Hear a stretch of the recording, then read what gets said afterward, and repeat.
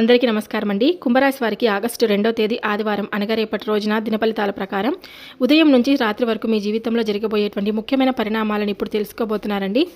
ఈ రోజు మీకు గ్రహాల అనుగ్రహంతో కొన్ని ఆశ్చర్యకరమైనటువంటి మార్పులు చోటు చేసుకునే అవకాశాలు కూడా కనిపిస్తున్నాయి. ముఖ్యంగా సాయంత్రం 6:45 మీ జీవితానికి సంబంధించినటువంటి ఒక ఊహించని వార్త మీ చెవిన పడే అవకాశం కూడా ఉంది. అది ఒక హఠాత్తుగా వచ్చే ఫోన్ కాల్ రూపంలో కావచ్చు, లేదా చాలా రోజులుగా ఎదురు చూస్తున్నటువంటి ఒక శుభ పరిణామం రూపంలో కూడా కావచ్చు అనమాట. కాబట్టి ఈ వీడియోని చివరి వరకు తప్పకుండా చూడండి. ఛానల్ని సబ్స్క్రైబ్ చేసుకోకపోతే సబ్స్క్రైబ్ చేసుకొని పక్కనే ఉన్నటువంటి గంట గుర్తును కూడా నొక్కండి. వీడియో నచ్చితే లైక్ చేయడం మాత్రం మర్చిపోద్దండి. కుంభరాశి వారి ఫలితాలు పూర్తిగా తెలుసుకోబోయే ముందు చాలామంది మీరు ఎక్కడెక్కడో జ్యోతిషం చెప్పించుకొని నిరాశ చెంది ఉంటే ఒక్కసారి గురువు గారిని కాంటాక్ట్ అవ్వండి. శ్రీ వారాహిదేవి జ్యోతిష్యాలయాన్ని స్వాగతం. అనుభవజ్ఞులైన గురువుగారు మీ జీవితంలోకి ప్రేమ, వివాహం, కుటుంబ కలహాలు, దాంపత్య సమస్యలు, ఉద్యోగం, వ్యాపారం, ఆర్థిక ఇబ్బందులు వంటి అనేక విషయాలపై జ్యోతిష సలహాలను అందిస్తారండి. మీరు ఇప్పటికే ఎన్నో చోట్ల జ్యోతిష సలహాలు తీసుకొని ఫలితం పొందక నిరాశ చెంది ఉంటే ఒక్కసారి గురువుగారిని సంప్రదించండి. గురువుగారిని సంప్రదించవలసినటువంటి ఫోన్ నెంబర్ వచ్చేసి 8008366716. ఈ నెంబర్కు కాల్ చేసి గురువుగారికి మీ సమస్యలు చెప్పుకొని పూజల పరిహార రూపంలో సమస్యకు తగినటువంటి పరిష్కారం చెప్తారు. ఇప్పుడు కుంభరాశి వారి ఫలితాలు పూర్తిగా విందాం. కుంభరాశి రాశిచక్రంలో 11వ స్థానంలో ఉండేటువంటి రాశి. ధనిష్ట నక్షత్రం 3-4 పాదాలు, శతభిష నక్షత్రం 1-2-3-4 పాదాలు, పూర్వభద్ర నక్షత్రం 1-2-3 పాదాలు. ఈ నక్షత్రాల్లో జన్మించిన వారందరూ కుంభరాశి వారి కిందికి చెందినవారే. ఈ రాశి వారి మనస్తత్వం గురించి చెప్పాలంటే వీరు స్వతంత్ర ఆలోచనలను కలిగి ఉంటారండి. ఇతరులకు సహాయం చేయాలని మనస్తత్వం ఎక్కువగా ఉంటుంది. నిజాయితీని ఇష్టపడతారు. ఒకసారి ఎవరికైనా మనసు ఇస్తే వారిని ఎంతో గౌరవిస్తారు.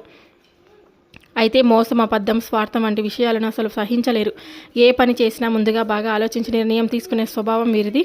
రేపటి రోజు మీకు కలిసి వచ్చేటువంటి శుభరంగు వచ్చేసి నీలం లేదా ఆకాశ నీలం. అదృష్ట సంఖ్య 8 మరియు 4.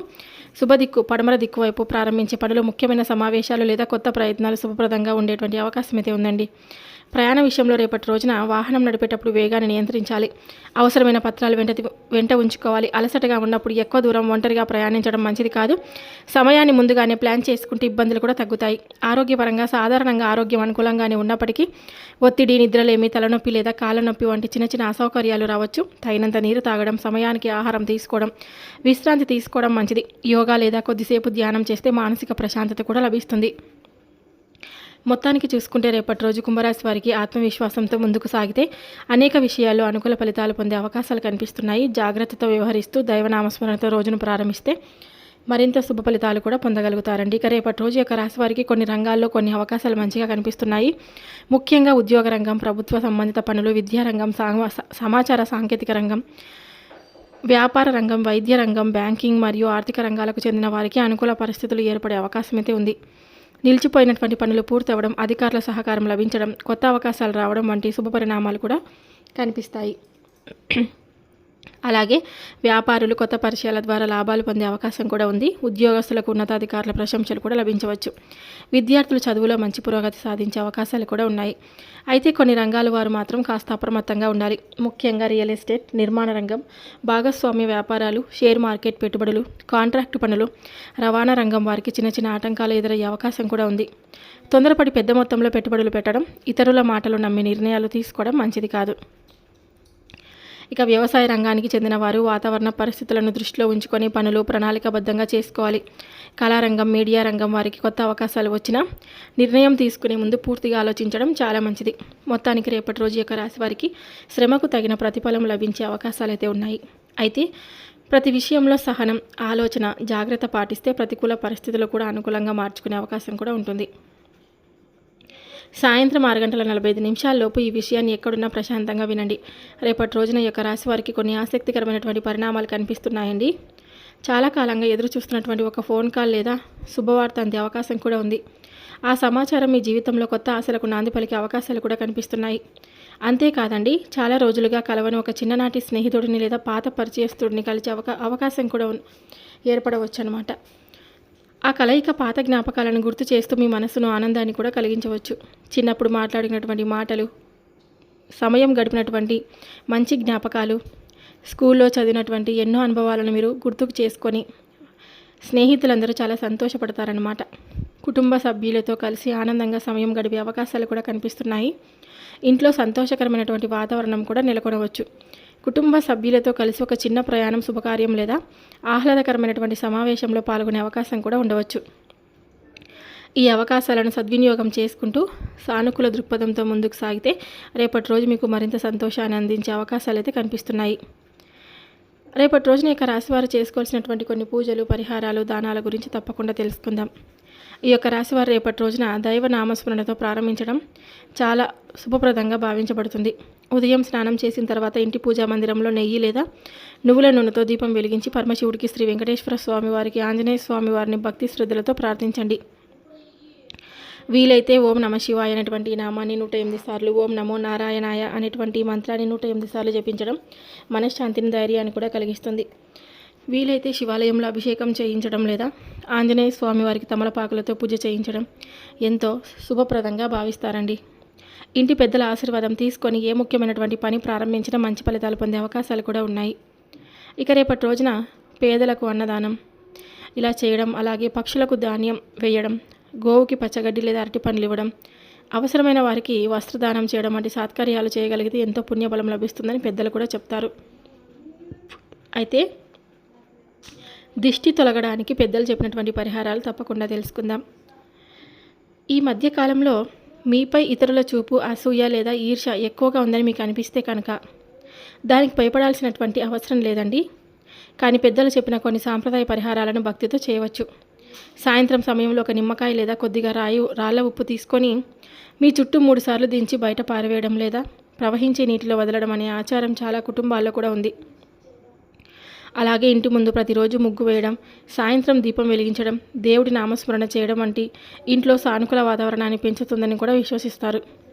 వీలైతే సోమవారం లేదా ఆదివారం రోజు హనుమాన్ చాలీసా లేదా శివస్తోత్రం పారాయణం చేయడం, తులసి మొక్కకు నీరు పోయడం, గోమాతకు ఆహారం పెట్టడం వంటి సత్కార్యాలు కూడా శుభప్రదంగా భావించబడతాయండి. ఇక జాగ్రత్తగా ఉండాల్సినటువంటి విషయాలు వచ్చేసి, ఈ మధ్యకాలంలో మీ ఎదుగుదలను చూసి కొందరు అసూయపడే వ్యక్తులు మీ చుట్టూ ఉండే అవకాశం ఉంది. మీ విజయాన్ని చూసి సంతోషపడే వారి కంటే విమర్శించే వారు కూడా ఉండవచ్చు. అందుకే ప్రతి విషయాన్ని అందరితో పంచుకోవడం మంచిది కాదు. మీ వ్యక్తిగత విషయాలు, ఆర్థిక పరిస్థితి, భవిష్యత్ ప్రణాళికలు వంటి అంశాలను నమ్మకమైన వారితో మాత్రమే పంచుకోండి.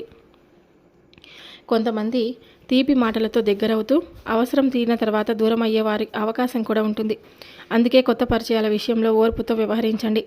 కోపంతో తీసుకునే నిర్ణయాల కంటే ఆలోచించి తీసుకునే నిర్ణయాలే మీకు మేలు చేస్తాయి. మొత్తానికి రేపటి రోజున దైవభక్తి, సానుకూల ఆలోచన, జాగ్రత్త మరియు సహనంతో ముందుకు సాగితే అనేక అనుకూల అవకాశాలను సద్వినియోగం చేసుకునే అవకాశం కూడా ఉంటుంది. మంచి ఆలోచనలు, మంచి పనులు, మంచి సాంగత్యం మీ జీవితంలో మరింత శుభాన్ని తీసుకురావాలని ఆ భగవంతుని తప్పకుండా వేడుకోండి. అలాగే రేపటి రోజున యొక్క రాశి వారికి శుభ సమయం వచ్చేసి ఉదయం 8:15 నుండి 10 గంటల వరకు, సాయంత్రం 4:45 నుండి 6:45 వరకు ముఖ్యమైన పనులు ప్రారంభించడానికి అనుకూలంగా భావించవచ్చు. ఈ సమయంలో చేసే పనుల్లో పురోగతి కనిపించే అవకాశం కూడా ఉంటుంది. అయితే ఈ మధ్యకాలంలో మీ చుట్టూ ఉన్న ప్రతి ఒక్కరూ మీ మంచినే కోరుకుంటారని మీరు అనుకోవద్దండి. కొందరు మీ ఎదుగుదలను చూసి అసూయపడే అవకాశం ఉంది. ఇరుగు పొరుగు వారిలో లేదా పరిచయస్తుల్లో కొందరు చిన్న చిన్న విషయాలను పెద్దవిగా చేసి మీ మనశ్శాంతిని దెబ్బతీయడానికి ప్రయత్నించవచ్చు. అవసరం లేని మాటల్లోకి మిమ్మల్ని లాగాలని లేదా కుటుంబంలో అపార్థాలు సృష్టించాలని ప్రయత్నించే పరిస్థితులు కూడా ఎదురు కావచ్చు. అలాంటి సందర్భాల్లో వాదనలకు దిగకుండా ప్రశాంతంగా ఉండడం చాలా మంచిది. ప్రతి విషయాన్ని స్పందించాల్సినటువంటి అవసరం లేదండి. మీ సమయాన్ని, మీ శక్తిని వృధా చేసే వ్యక్తులను దూరంగా ఉండండి. మీ కుటుంబం, మీ పని, మీ లక్ష్యాలపై దృష్టి పెట్టడం వల్ల మీరు మరింత మంచి ఫలితాలను పొందగలుగుతారు. ఎవరైనా మిమ్మల్ని రెచ్చగొట్టే విధంగా మాట్లాడినా సహనంతో వ్యవహరించండి. మీ నిశ్శబ్దమే కొన్నిసార్లు మీకు గొప్ప రక్షణగా కూడా నిలుస్తుంది. దైవ నామస్మరణతో రోజును ప్రారంభించి సానుకూల ఆలోచనలతో ముందుకు సాగితే చిన్న చిన్న ఆటంకాలను కూడా సులభంగా అధిగమించే అవకాశం కూడా ఉంది. అయితే రేపటి రోజున మీరు ఇవన్నీ పూర్తిగా తెలుసుకున్నారు కదా. అంటే ఎవరితో ఎలా ఉండాలి, ఎవరి విషయంలో ఎలా ఉండాలి, ఎవరు మిమ్మల్ని చూసి ఓర్వలేనటువంటి మనుషులతో మనం దూరంగా ఉండడం చాలా మంచిదని, ఈ ఫలితాలను సానుకూల దృక్పథంతో స్వీకరించి దైవభక్తితో మీ రోజును ప్రారంభించండి. మీ అందరికీ శుభం కలగాలని మనస్ఫూర్తిగా నేను కూడా కోరుకుంటున్నాను. ఈ వీడియో మీకు నచ్చి ఉపయోగకరంగా అనిపిస్తే కనుక తప్పకుండా ఒక లైక్ చేయండి. ఇంకా మన ఛానల్ని ఇప్పటి వరకు సబ్స్క్రైబ్ చేయలేకపోతే వెంటనే సబ్స్క్రైబ్ చేసి పక్కనే ఉన్నటువంటి గంట గుర్తును కూడా నొక్కండి. ఇలా చేస్తే ప్రతిరోజు మీ రాశికి సంబంధించినటువంటి తాజా దిన ఫలితాలు, పూజలు, పరిహారాలు, ఆధ్యాత్మిక విశేషాలు మీకు ముందుగా అందుతాయి. అలాగే ప్రతిరోజు కూడా ఓం నమో నారాయణాయ లేదా ఓం నమ శివాయ అనేటువంటి నామాన్ని ప్రతిరోజు కూడా మీరు జపించుకుంటూ ఉండండి. మళ్ళీ మరో ఆసక్తికరమైనటువంటి దినఫలితాల వీడియోతో మళ్ళీ కలుద్దాం. అప్పటి వరకు మీకు, మీ కుటుంబ సభ్యులకు ఆయుర ఆరోగ్యాలు, ఐశ్వర్యం, సుఖ సంతోషాలు కలగాలని భగవంతుని ప్రార్థిస్తూ ఇక సెలవు తీసుకుంటున్నాను. మరొక వీడియోతో మళ్ళీ కలుద్దాం. సర్వే జనా సుఖినో భవంతు. Thank you for watching.